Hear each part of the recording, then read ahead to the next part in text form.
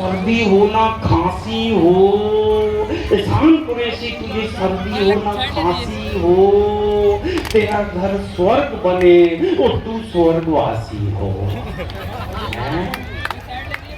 ये दुआ है कि दुआ है रे, मुझे दुआ ही है। तो मैंने कहा फिर मैं भी आपको दुआ देता हूँ। मैंने भी उसको दुआ दिया। अब वो पूरी जिंदगी नहीं समझ पाएगा दुआ है कि बद दुआ है।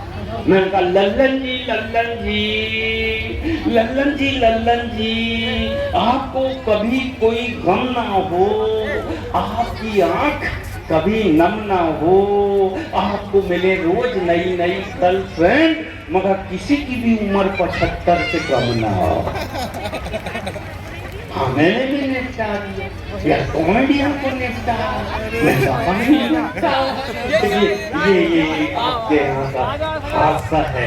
बरेली में बड़े अच्छे अच्छे हादसे हुए एयरपोर्ट में। कहाँ जा रहे हैं भाईया? हैं यहीं यहीं के, इसी देश के हो? कलर तो यहाँ का नहीं दिख रहा। बंद कर दो। अब थैंक यू वेरी मच। अब तुम जब तक बंद नहीं करोगे मैं चालू नहीं करूँगा।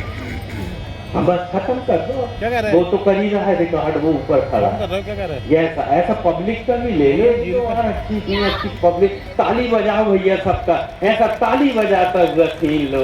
वाह ये जरा आवाम देखेगी तो अच्छा लगेगा। सबका हंसता हुआ खिलखिलाता हुआ बहुत शानदार किस्सा बताता न गया।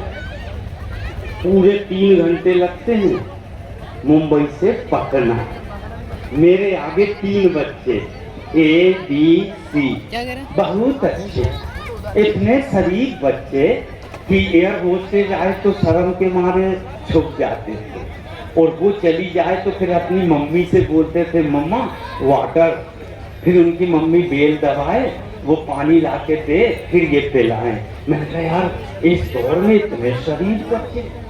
लैंडिंग हुई, सब सामान के लिए खड़े थे, मैं भी खड़ा हुआ। मैंने पूछा दीदी किसके बच्चे हैं? बोले भाई साहब हमारे बच्चे हैं। मैंने कहा बहुत अच्छे हैं, क्या क्या नाम है?